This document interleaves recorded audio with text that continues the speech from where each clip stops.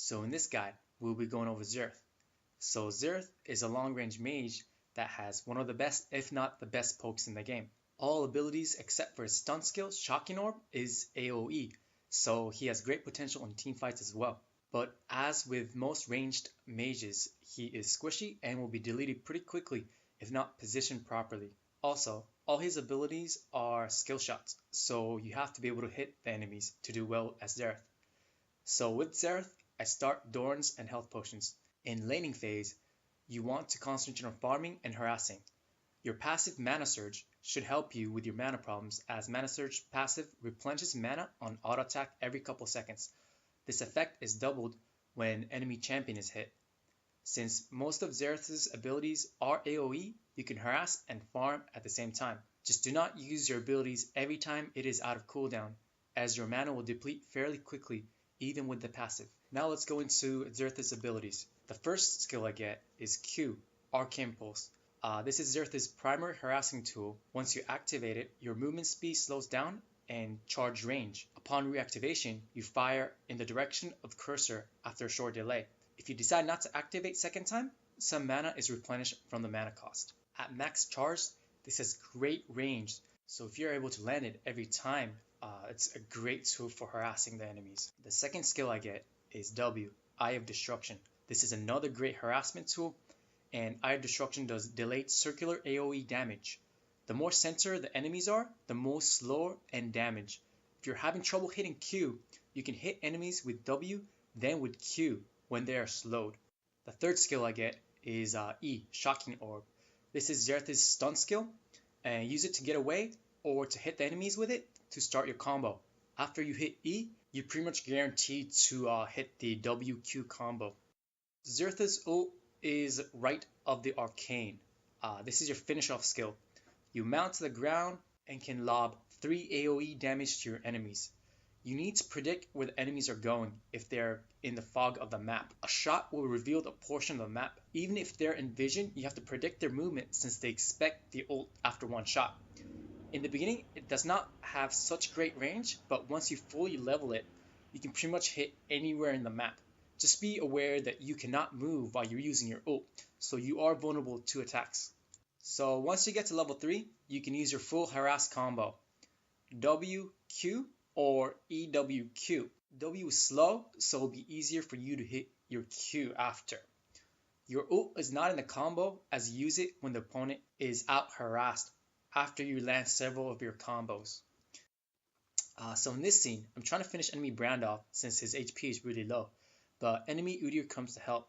I missed my W and E here. Yes, I know it's horrible, but Brand is still not leaving, and my Warwick comes to help. Warwick catches Brand with ult, and I use my ult to finish him off. After, I help my Warwick from Udyr and go for the double kill. Sorry that this scene is a little repeat from the ability section, but it was a good scene to explain the ults and everything. So here, I am poking enemy Shin, but enemy Udyr is also coming for the gank. If I get caught, I would have died, so I use Flash to get the range and use Q. I missed my W after since Udyr is pretty fast, but this is why Xerath's ult is so great. Aim and boom, he's dead. Low HP Brand comes, but he's just asking for it. He dies from my third shot of the ult. Note that I was able to use ult because Warwick was tanking enemy Shen. If I had no one to help me here, I would have been a standing stick. So now it is a 3v4. Our Rise is splitting top. The rest of us are trying to push mid tower, but it doesn't go so well since our HP is pretty low. Enemy Shen kills our Warwick, but I am able to finish Shen off. In team fights, just make sure to stay in the back of the line and use all QWE to help your team. Now the fight is 2v2. Our Thresh does well in catching Ez after I Q, and then after I am able to W and Q again for the finish. This team fight we ended up with 4 for 3, and Rise was able to get tower, so it's not that bad. So again, I am carefully harassing with my Q, making sure I don't get caught while harassing. And so few Qs and W drains enemy Brand's life. I walk to the back in preparedness for ult. I land 2 of my ults and finish Brand off. So here we're pushing mid tower and I'm harassing Brand once again. I try to finish him off again with ult, but I don't get him this time. He's getting pretty good with the jukes, but we get mid tower and enemy Nami, but we're getting attacked from behind. In this situation, it is hard to position as Xerath, but do your best to keep untouched. The rest of the team has run with enemies and only Ez and I are around. Some skill shots may seem horrible, but I promise those are due to the fog of the war. I don't always have vision on him, that's why I'm missing so much. But anyways, Ez and I come to a fight. I use Q on him to get low, but I'm also low as well. But with the E stun and W, I'm able to finish Ez off. This team fight ended up with 2 for 2, so it was an even fight. So here, Rise and I are pushing mid, but a 3v3 fight happens in the jungle.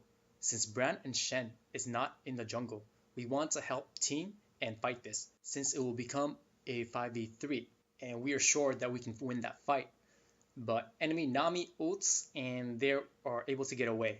But Udyr is low, so it's time for your ult. Note that I have no vision on him when I use my ult. I guess where he was going to run after I saw him in the bush. So here we're getting pushed mid 3 vs 2 while the rest of the team is fighting top. But Xerath has great wave clearance, so I don't have a problem clear minion waves along with the harass. REWORK times ult and we get Ez low. Ez runs, but 2 ults from Xerath finishes him off. Now our team is regrouping mid, except for Rise. He loves to split push, I don't know why. But Nami comes out of the jungle and Thresh is able to land his hook. I land stun on top of that with E, then WQ to finish her off. So now this scene is the last battle of the game. Ez is coming for me, but my teammate quickly follow up and initiate the team fight as Udyr is bot so we can start a 5v4. Also I try to hit Nami with the stun here, but our Thresh hooks so I miss her, but instead I hit Bran perfectly right after Warwick's ult. And we are successfully able to take all enemies in the fight except for Ez. So I use my ult here, but this is a complete blind shot and just pure luck that I hit Ez on the first shot. I was trying to maybe get a vision on where Ez has escaped, but it was just perfect timing. Now everyone is dead except for Udyr, who is split pushing. I teleport to the bot tower to make sure to distract him so he does not go back to base. It didn't really matter if I died here since the game was going to end since Udyr did not base straight back. Our team gets enemy nexus and that is the game. So now going into room pages, masteries, items, orders, and skill order.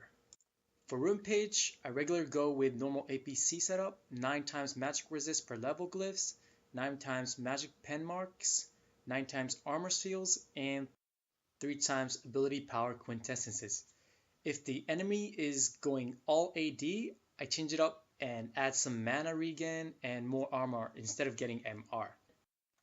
For masteries, I do a 2109. Since you want to spam skills with Xerath, I take the cooldown reduction, and since his movement speed is rather slow, I make sure to take the movement speed in my masteries. Nothing on defense because you shouldn't be touched as Xerath. For item order, like always, I made a flowchart of a standard build. So this is my regular APC build order that I like to use. There's nothing really special about this. You may want to buy items in different order according to your preference, but this build order works pretty well in all my game.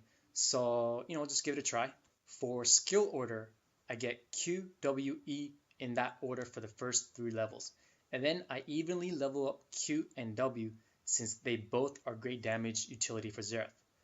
Q becomes so much easier to land after W, and W is so much easier to land than Q, so it works well together. If you can land E first, you're pretty much guaranteed max damage with W since you can get the enemy in the center of the skill shot circle for more damage and then hit Q. That combo does great damage, so try to get it. And of course, you have your ult. Keep practicing predicting movement or hindering movement so your teammates can get the kill. So now to wrap up Xerath guide, I want to emphasize that Xerath's job in a team fight is in the back of the line, sniping enemies with low HPs or carries. And you have to make sure not to get focused and keep spamming abilities, helping where your teammates need you and don't die. And that about wraps up this guide. Thank you for listening to Black Lizard's Xerath Guide.